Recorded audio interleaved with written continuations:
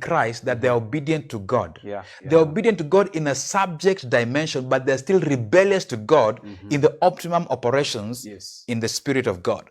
You see that? Yeah. So he invokes the name of the Lord and says, now, sovereign God, arise and judge the nations, because you shall inherit the whole earth. The whole earth. You see that? Yeah. Yes. So it is something that we need to begin to answer in this age. To begin to fix and to comprehend what exactly is the conversation in all the realms that are involved, so that we begin to unlock these things and begin now to satisfy. Now, you see, every time God is frustrated, he gets frustrated when that which is subject to him fails to permit the life flow of his very self to flow. The first time God speaks, for instance, and says, the earth shall be, the glory, my glory shall cover the earth as the waters cover the sea. Yes. It didn't start from the place of prophecy. It started from a place of desperation, frustration. Yes.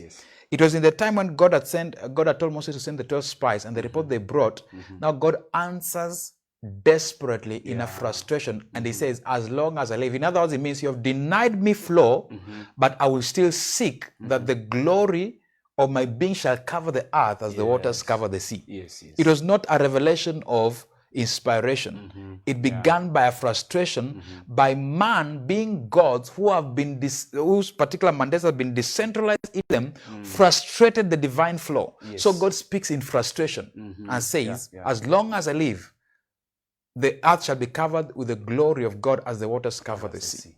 Wow. Yeah. In other words, it means his passion still seeks and pursues when people shall grant him ability to flow. Yes. That also answers another question. And the other question is, why when God comes and sees people worshiping idols, he doesn't deal with the idols? The idols are not the problem. He deals with the people who are worshiping the idols because it's like they don't know their identity. Yeah. They are gods. Whatever they're worshiping should be serving them. Yes. Or even give them pathway to meet the sovereign God. But now they bow down to them. Wow. It's understanding definition. It's like even worshiping. If you worship an angel, you pervert spirituality. Yeah. That's why most times angels don't appear. And then there's a particular kind of forces of nature that are divinely instituted. Yes. I mean, these are servants of ministers of God in the jurisdictions of identity. But you have been created in the fabric that is the sovereign God. It means if you bow down into a facet of your being, it means you disable, because anything that you worship as God, for instance, the problem is not worshiping these things. The problem is if you elevate something as God, it deactivates other functionalities of your divine flow or essence. So eventually, what does it mean? It means it has killed divinity, trying to elevate divinity. It means in your spiritual poverty, you first of all had an unlocking in one facet, but failed to understand you are multifaceted. So you exalted this one facet, and it ruled over other facets and made this other facet to serve one facet and elevated it as God. So eventually, it means, what does it mean? It means you brought a conglomeration into a subset of a function. You have deactivated multiple functions that's supposed to work together with this entity. You see? So you went into worshiping another spirit, so this spirit deactivates other parts. That's why most of the time, the God that's being worshipped even right now among believers is a false God or is an idol. Yes. Why? Because this God is threatening about other gods. Yes. It tells you he's not the sovereign God. He's not the sovereign God. Yeah. Saying that I'm the only one. Allow me to tell you this.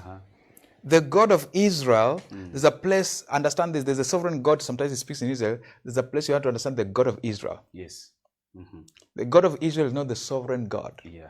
There's a scripture I think we read in one of the, I don't know if it was this same Gentile code or the aspects of the soul, the dimension of the soul we said. There's a scripture, I don't know whether it's in Judges or where, somebody if you can find that scripture, you can post it for us. It says, God speaks and says, they went after gods whom I did not introduce them to. Yes. So the question is the problem this God, or is the problem the God of Israel saying, I did not introduce them to this God? Yes. You see that? Yeah. There's a place where there's the issue of the Ark of the Covenant in the Philistines, where the Spirit of God is smiting the Philistines, who are worshiping other gods. The priest in the congregation of the Philistines says, we are going to